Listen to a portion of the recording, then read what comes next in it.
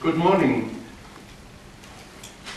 Well, it could be a risk to invite journalists to be a keynote speaker because looking at the news of today, I have had some preparation about that philosophical theme and philosophical question about individualism and collectivism, but one cannot avoid to look at the reality of this day. Looking at the news, for instance, Spain now has been set down in his reputation by 3 points, downgraded by one of these international organizations called rating agencies. 3 points. And it's a huge country. The question is, what's happened there? Is it only because there was a speculation at the Mediterranean coast for rich or not so rich Germans, Austrians and so on to have vacation there? Or is it a basic mistake in the system of this country as well as of the whole European integration?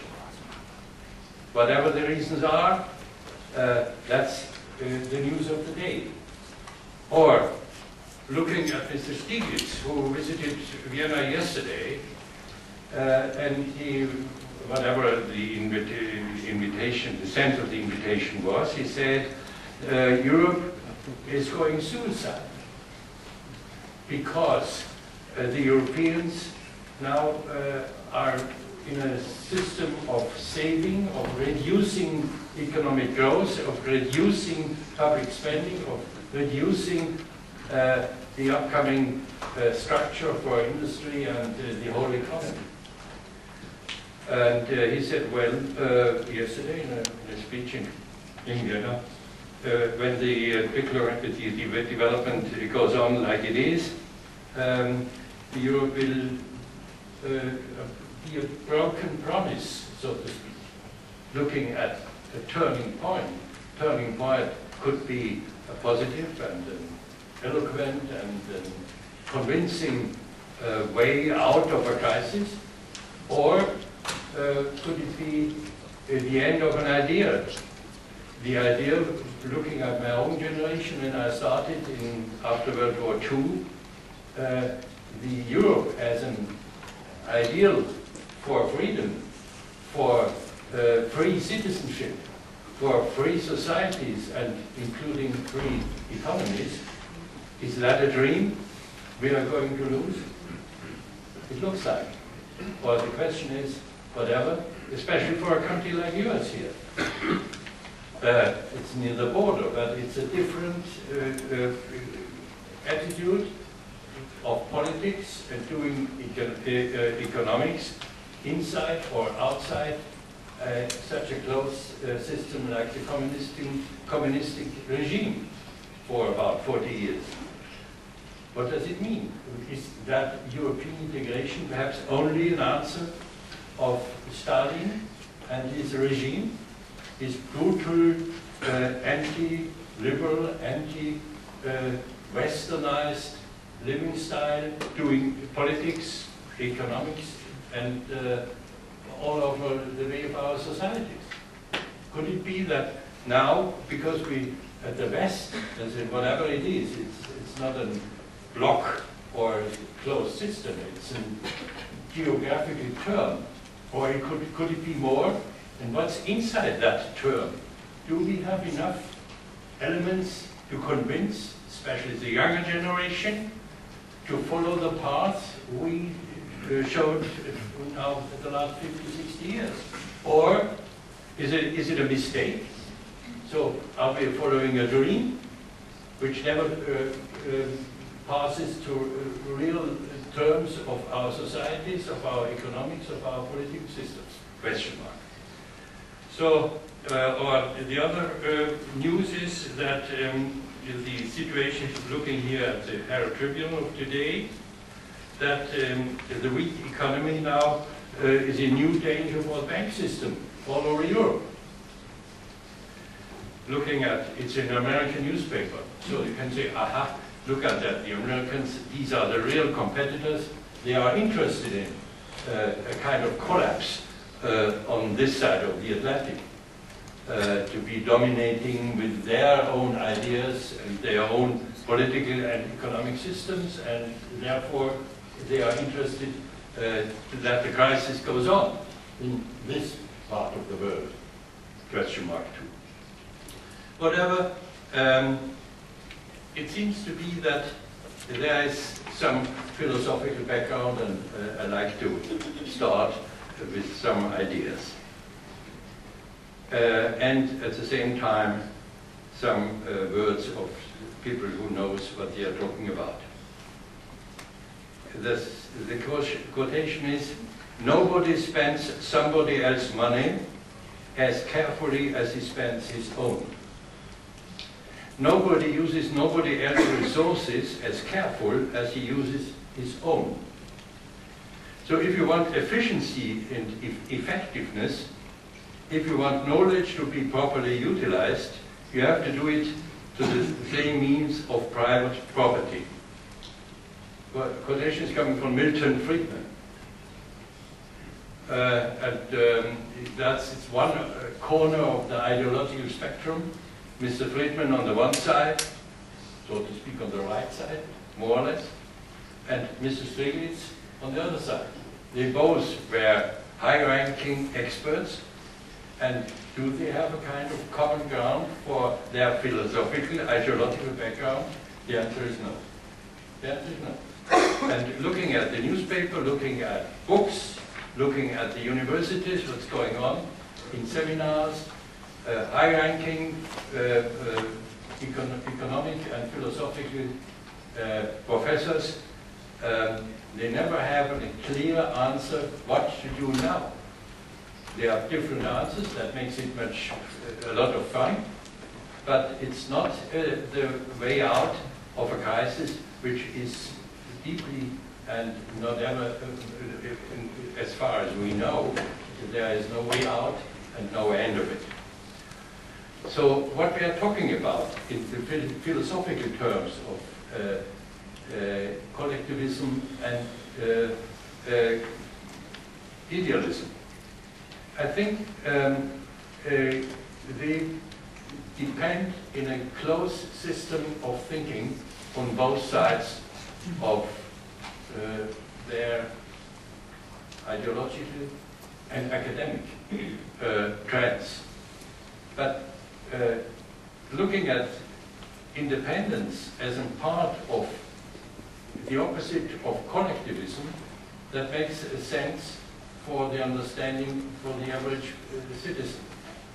But what's happened that politicians are not able to transform this ideological and philosophical background in real terms of doing politics. It seems to be that not only the crisis, but the whole circumstances of our society is overloaded with problems for politicians they cannot handle. They are not able to find a way out. They are not able to find a system which convinced the citizens of their voters, including in a democratic system. They have to have a system which convinced the people that the political system, as well as a governmental attitude, is on track. We are not on track. We are looking tracks, but we are not finding them so far. And individualism is also a moral stance.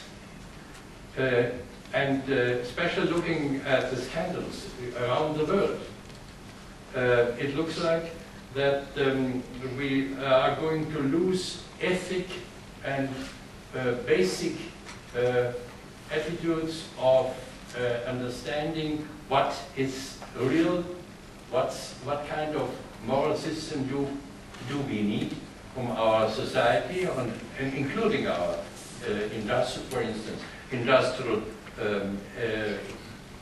situation, to handle in a way that people are not only convinced They are convinced as a citizen as well as a voter. And this is a question which is an old one. Since Hegel and Marx, including Marx, this guy, who had some ideas some 200 years ago.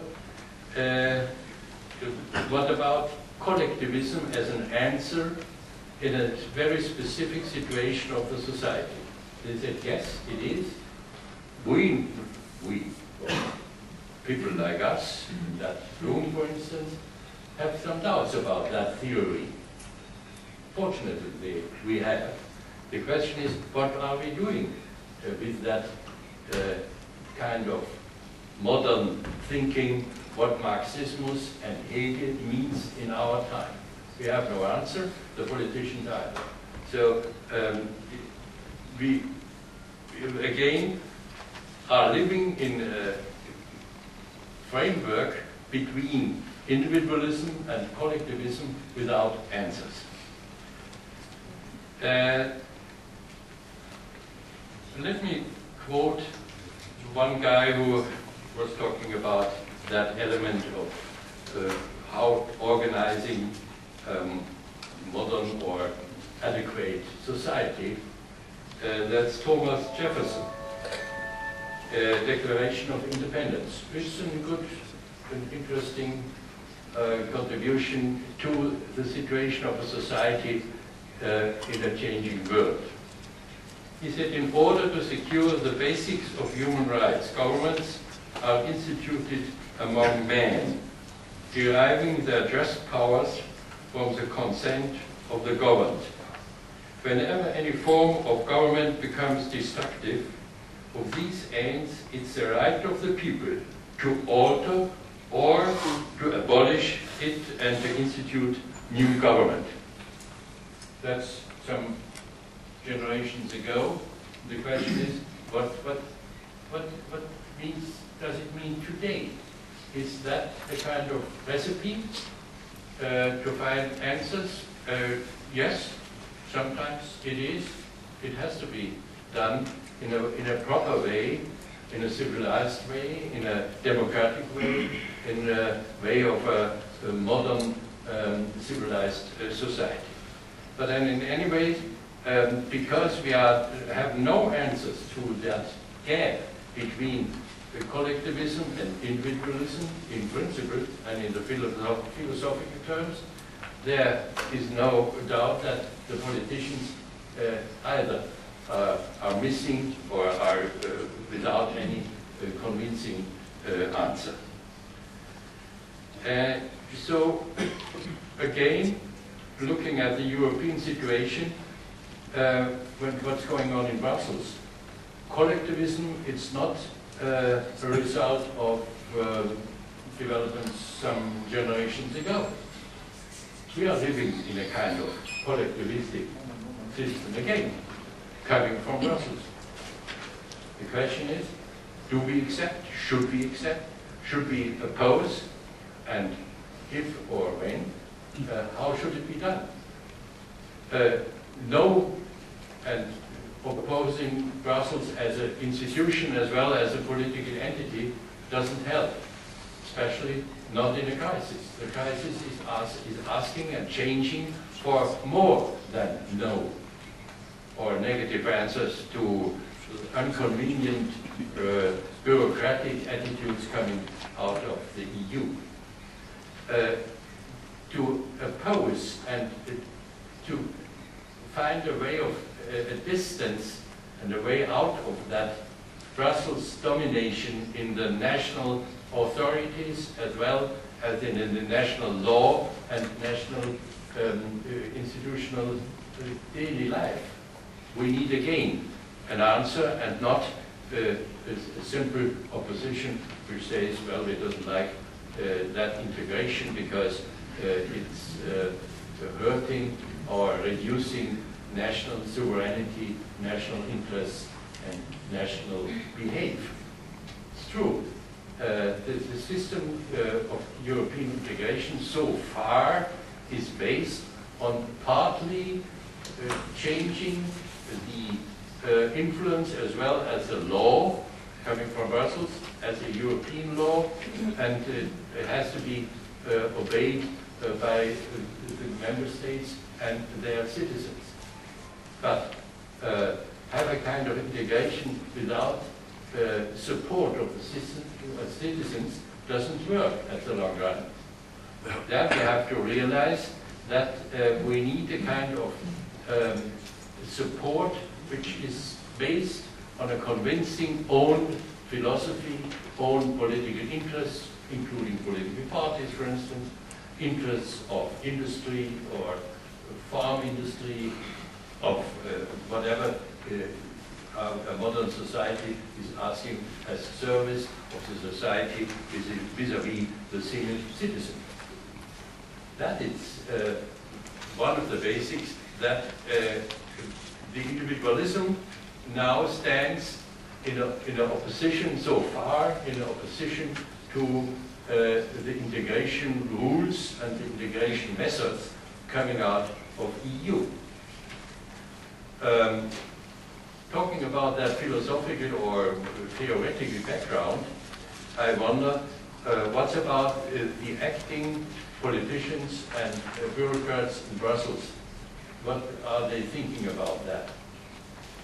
And the answer is perhaps nothing or less than is necessary to overcome such a crisis, which has much more to do with the backgrounds of our societies, the backgrounds of our national interests included, than that some bankers have an unserious and speculative behave because of become richer and richer, and so to use the system, to misuse the system of a free economy in a sometimes criminal way.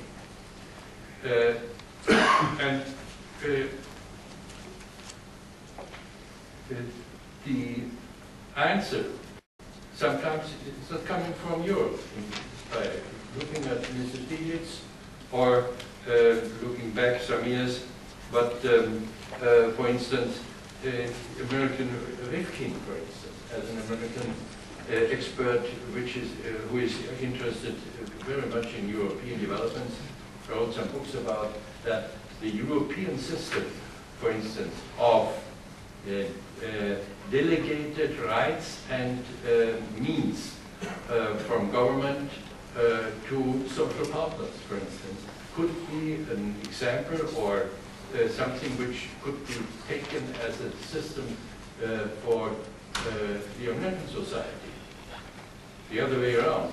So it's not an easy task to talk about that philosophical and theoretical backgrounds one-sided in our own European perspective. Sometimes the other way around makes sense too. Have the reaction of American society. 5 more minutes. Are you sure? Yes. 5 more minutes. So, my mind come to an end sometimes. You can be sure it's not end about that. Talking about that two basic principles, individualism, collectivism. Sometimes it makes sense to take money as an instrument to realize and to transfer that more theoretical attitudes in practical terms of our daily life. And I try to find by 4 minutes and 30 seconds that I'm talking about earning, using, and spending money. There are different possibilities. What are you doing with your money as a single person, as a society, as a state, or in a way as a European Union? The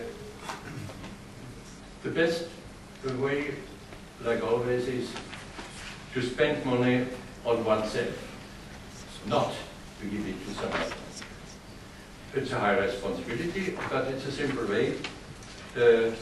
What you are doing, it's under your own control. Next possibility is you can spend your money to somebody who trusts or not, who is asking. A state, for instance, as a taxpayer, you are spending money. Do you have a kind of control system? What is going on? Where the money is spent? For what? For whom? With which system? With what kind of laws? International obligations like EU, or worldwide systems like the International Monetary Union, the World Bank, for instance. But it's a real danger for our own understanding to spend money to somebody who don't know or you don't trust. Second possibility.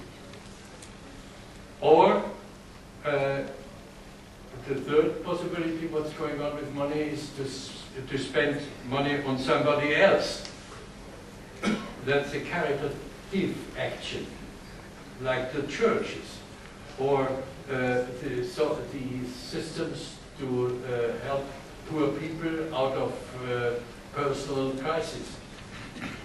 That's the lower level. But what we are living now is looking at the crisis in terms of Europe, or including your country and our country in Austria. We don't have a closed system which convinces people who spend money what's going on with that. It's a lack of understanding and a lack of convenience.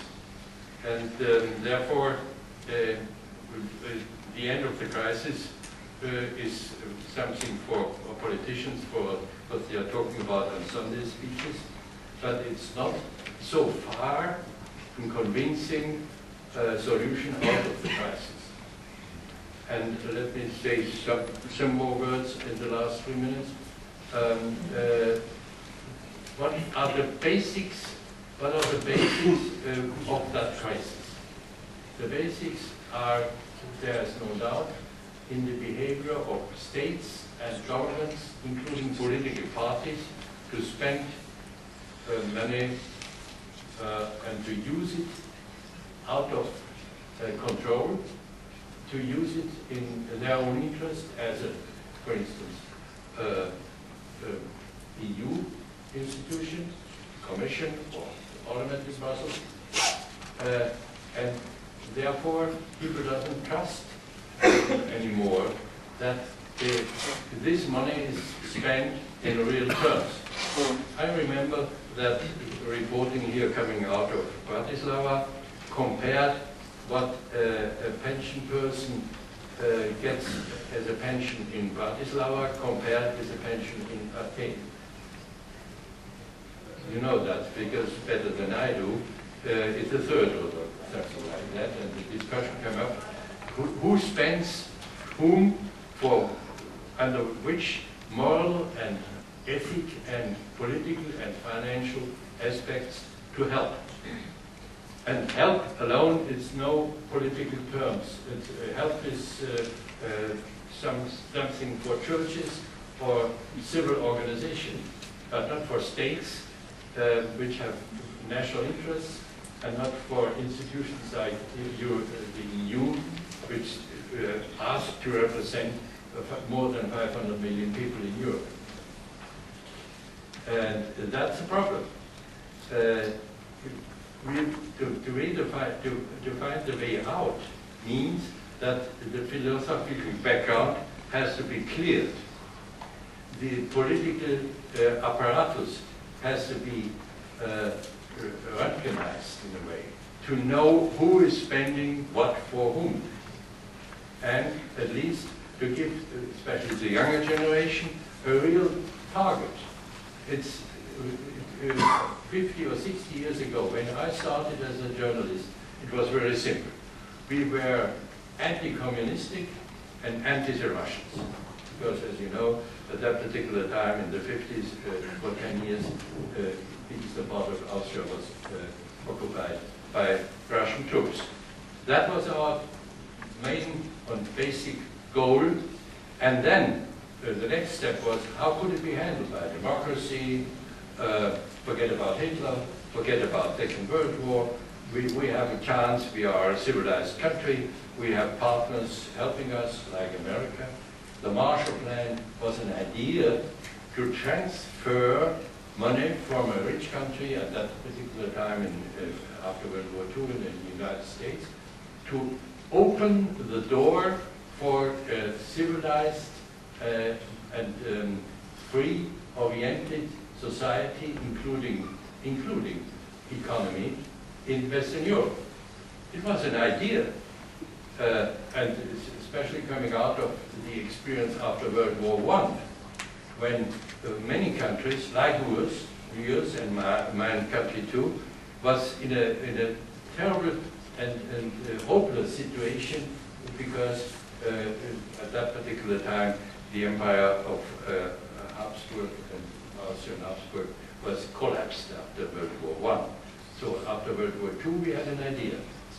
And does it last up to now? So 5 minutes or over. We have run out of time. So thank you for listening.